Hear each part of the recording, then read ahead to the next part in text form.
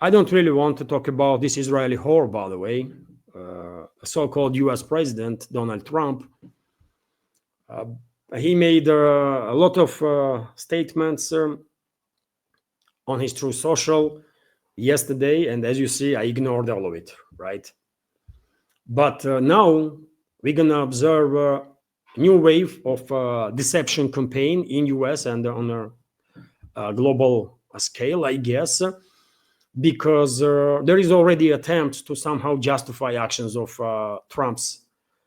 Trump and his administration when it comes to attack on Iran and when it comes to basically unconditional support of Israel from US. And for example, is another new false narrative is that Mary Trump, by the way, niece of Donald Trump, and psychologist allegedly has suggested that Donald Trump give the order to strike Iran because of their tents associated with their taco nickname, media reported. According to Huffington Post, she said, this niece of Trump said that her acronym TACO, which stands for Trump always chickens out, became popular among opponents after Trump initially refused to escalate in response to Israel's action against Iran. In her newsletter, "They're Good in the US" or "Good in Us," Mary Trump wrote, "It is a long past time to stop attributing any deeper or more intelligent motives to Donald Trump. Despite his cruelty, he is driven solely by primitive impulses to protect his fragile ego from humiliation and to escape the reality of his own inadequacy." And you know what? We can say about Trump whatever we want. He is a narcissist. Obviously, he demonstrates that on a daily basis. And we can say anything, right? But no in this universe, no in any other universe, by the way, any US president will be able or allowed to act based on his or her personal emotions when it comes to military actions of US, right? I'm quite sure there is in US and in many other countries, by the way, especially nuclear ones, probably there is safety measures in place in case head of state that has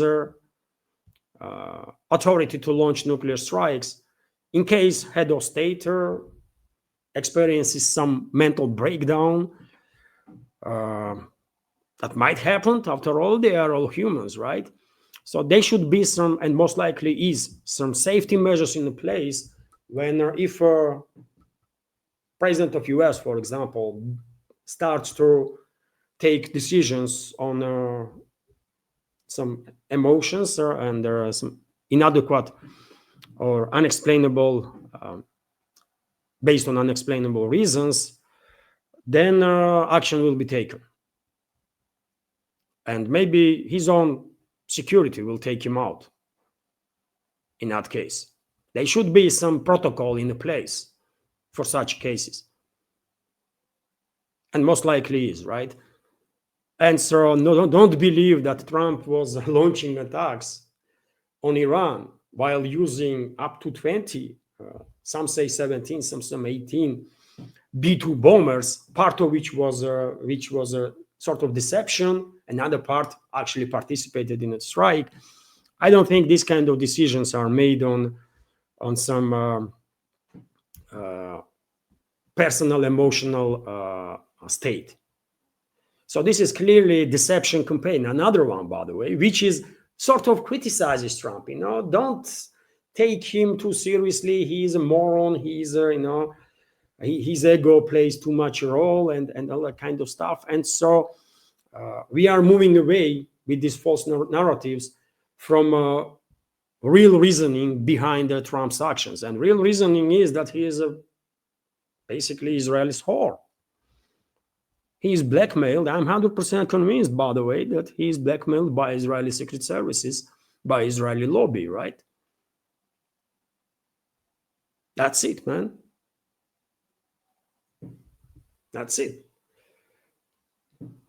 And one day, we're going to find out, by the way, that Trump actually was controlled by Israeli secret services.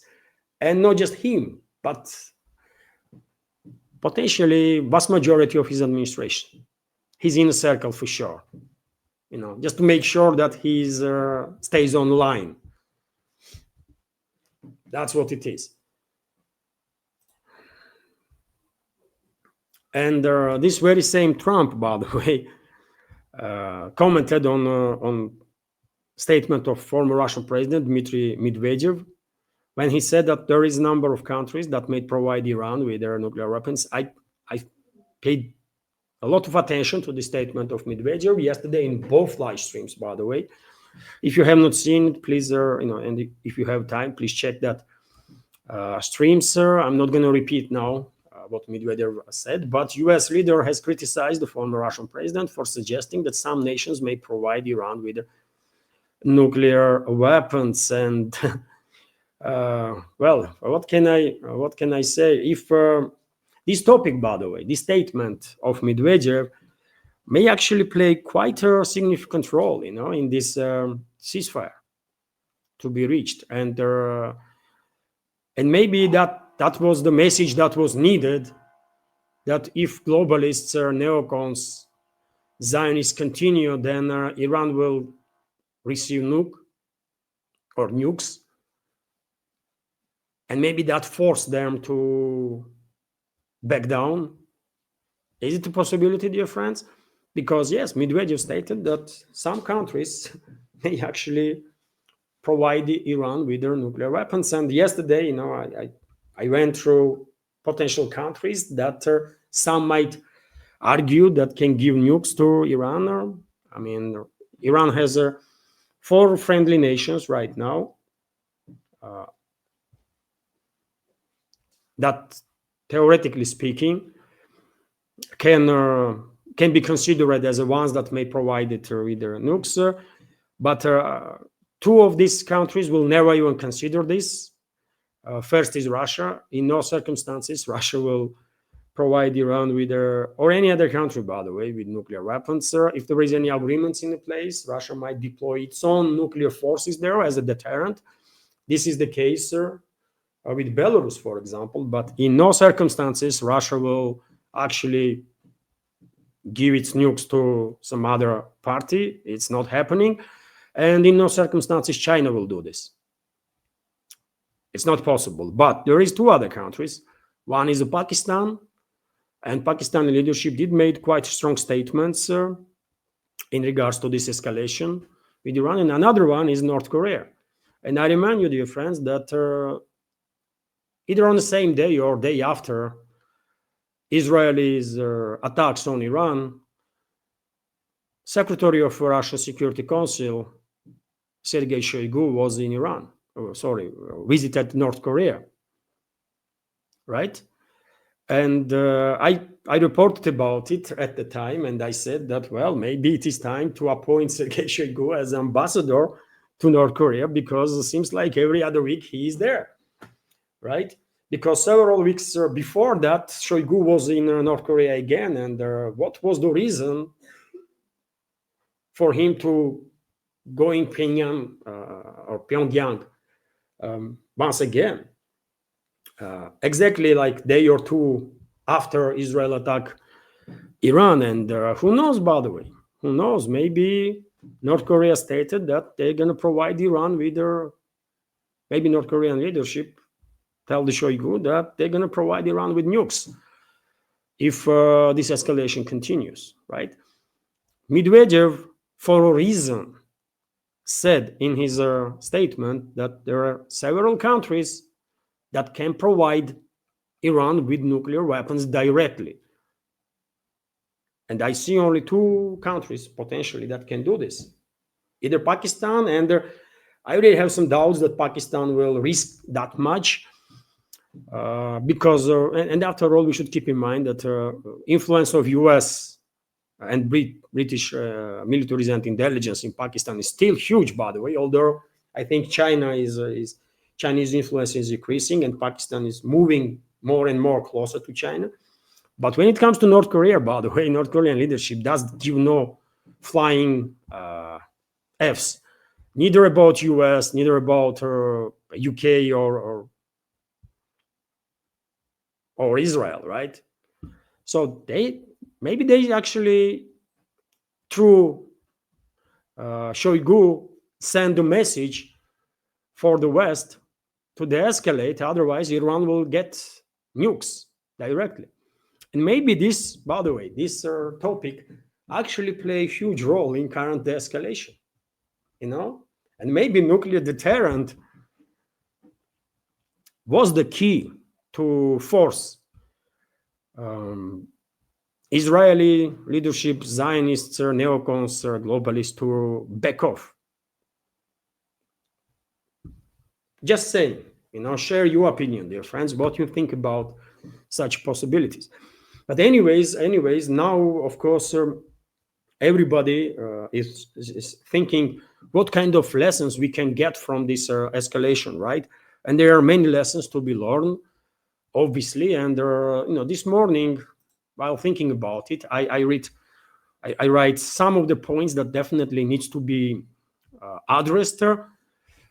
For example, risks of infiltration of state institutions by enemy intelligence services.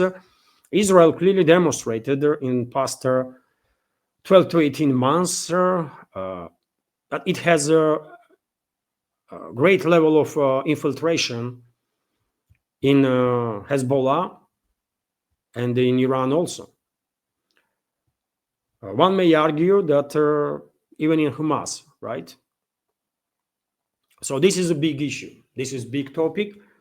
And there are all countries in this world, and I'm focused obviously on Russia. I live in Russia, by the way, and I want Russia to be as safe and secure and Russian society as possible. So therefore, I hope Russian leadership will pay a great deal of attention to this topic of risks that certain hostile states might have their assets, and most likely have their assets in state institutions. And after that comes the second point that I want to make, which is that there is a great need to increase counterintelligence efforts. There is a great need to increase counterintelligence work to basically neutralize whatever assets enemies might have in Russian state institutions, right? And one of the ways, by the way, it's easy to say, but done. But when I was thinking about it, I mean, what can be implemented in short time that will, let's say, clear their state institutions from potential hostile assets? And one way that I come up with personally is implementation of mandatory monthly lie detector tests for all government employees, from district police officer to administrations of villages, towns, cities, state institutions on all levels, by the way, regional and federal.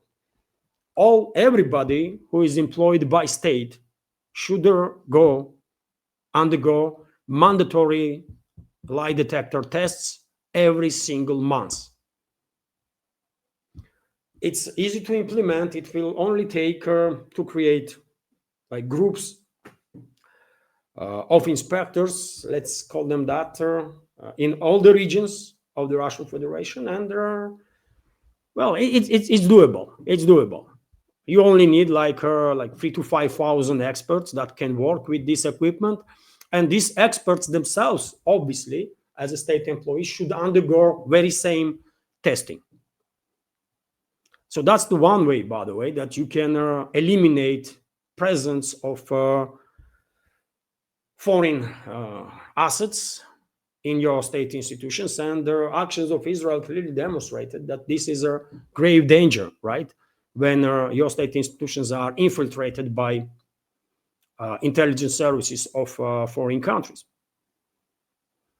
So maybe, and I'm quite sure Russian leadership is thinking now, but there is clearly need to do something about all the risks And hopefully, intelligence service will further intensify its work counterintelligence service. And also, I mean, this is easy way, by the way. This is quite easy, technically speaking, to do.